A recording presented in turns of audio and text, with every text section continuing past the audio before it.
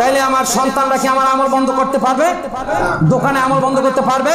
বেচা কিনার ফাঁকে ফাঁকে কোরআন তিলাওয়াত, বেচা কিনার ফাঁকে ফাঁকে আমি 33 বার সুবহানাল্লাহ, 33 বার সুবহানাল্লাহ, 33 বার আলহামদুলিল্লাহ, 33 বার আল্লাহু আকবার, বলেন না সুবহানাল্লাহ। ভাইরা আমার, তাজা কথা আপনারা কি দেখেন না?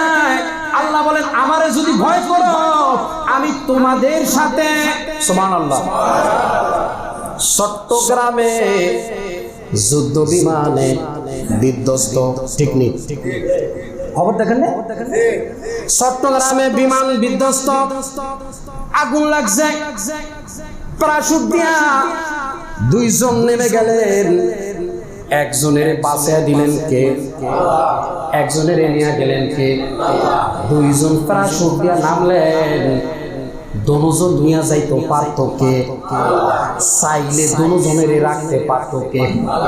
কি যে হইল, কথা বলে আল্লাহ পারত? বিশ্বাস হয়নি? বিশ্বাস যদি হইলে আমল কি আজীব কথা। ঠিক ঠিক, ওয়াজের মাহফিল গরম, আমল নাই। কথা বলেন, আমল এত ঠিক বলার পরও আমল নাই। যিনি ঠিক বলছে তার আমল আরো নাই। আপনি আমল করুন, এটাই হলো পাওয়া, এটাই হলো মুসলমানের সৌন্দর্য, আল্লাহ রাজি আর খুশি, ঠিক কিনা বলেন না?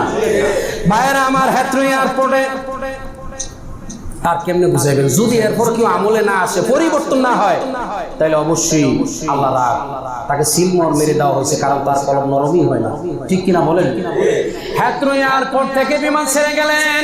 ভাইরা আমার, মুসলিম কেরাম, মুরব্বিরা আওয়াম, পাইলট বলতেছেন মুহূর্তের ভিতরে দেখি আমি যে বিমানটা চালাইতে আছি, মুহূর্তের মধ্যে দেখলাম যে বাটনের কোনো কাজ নাই। সুবহানাল্লাহ। আল্লাহ বলেন তোমরা কি পূর্বে দেখো নাই? পূর্বে যা দেখছো, তোমার ভাগ্য ভালো তুমি সুস্থ আছো, তার থেকে তুমি প্রতিকার গ্রহণ করো, সামনে আমল করো, আমি আল্লাহকে ভয় করো, তাহলে তুমি বাঁচতেও যাইবা, সম্মানও পাইবা, বিনা হিসাবে জান্নাতও পাইবা। বলেন সুবহানাল্লাহ। আমি চিন্তিত হয়ে গেলাম মুহূর্তের ভিতরে, সব থেকে ইষ্ট আমাদেরকে বাঁচাও। আসমানের নিচে মেঘের উপরে বাঁচাইবে কে? মানুষের চেষ্টা, শুধু কিসের চেষ্টা? মানুষ চেষ্টা করে, ঠিক কিনা? কিন্তু মূল বাঁচায় কে? এইটা রেকিনার বিশ্বাস করে আপনি আমল করা চলা, ঠিক কিনা বলেন? এটা রেকিনার বিশ্বাস করে আমল করুন। আমি মুহূর্তের ভিতরে চিন্তা করে দিলাম, সব জায়গায় নেটওয়ার্ক, মুহূর্তের ভিতরে কল দিয়ে দিলাম, সব এয়ারপোর্টে অল্প সময়ের জন্য আর বিমান ছাড়া হবে না, বন্ধ।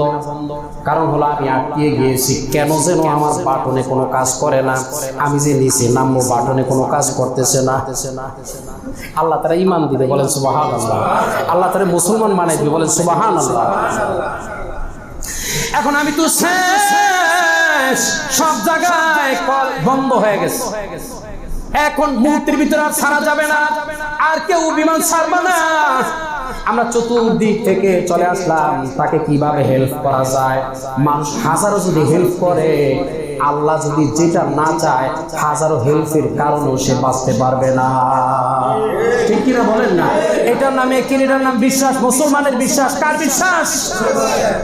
এখনো আপনি বিশ্বাস করতে পারলেন না, এখনো আপনার একদিন ঠিক হয় না। ভাই রাগ করেন আর যা করেন, আমি তো বলবই, এখনো আমাদের বিশ্বাস ঠিক হয় না মালিকের প্রতি। কার প্রতি? মানুষ হয়ে মালিককে চিনল না, একটা বিড়াল মালিককে হয় কি হয় না?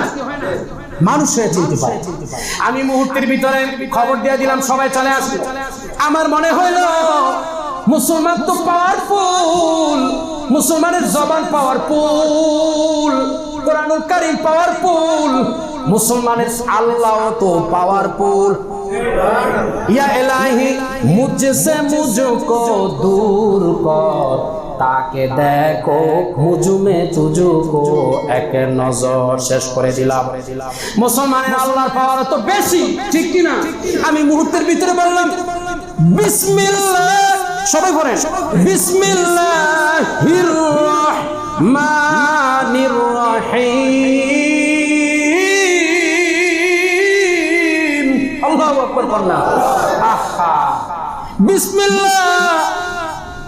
আমি এমন একটা মুহূর্তে বিসমিল্লাহটা বললাম, আমি এখন চিন্তা করিয়া দেখছি এই মুহূর্তে আর আমার কেউ বাঁচাইতে পারবে না আল্লাহ ছাড়া, মুসলমানের আল্লাহ ছাড়া। সুবহানাল্লাহ। কোনো দেশি কোনো ভগবানেও পারবে না, আমরা যা করে পূজা করি তারও পারবে না, সল চাতুরি বাদ দিয়া দিলাম, একমাত্র আল্লাহই পারে। এই যে যার উপরে আমি হাওয়ার সাথে চড়তেছি, একমাত্র হাওয়ার মালিকই আমারে বাঁচাইতে পারে। আমি অনেক আবেগ নিয়ে, মায়া নিয়ে, মোহাব্বত নিয়ে আল্লাহরে ভালোবাসার কণ্ঠে আমি হৃদয় আগ্রহী হইয়া আমি বললাম, ও মুসলমানের আল্লাহ, মুসলমানদের বিভিন্ন কাজে পড়ে বিসমিল্লাহ। সুবহানাল্লাহ। আমিও বললাম বিসমিল্লাহির রহমানির রহিম। সাথে সাথে বাটন আপ ডাউন করতে শুরু করে দিল।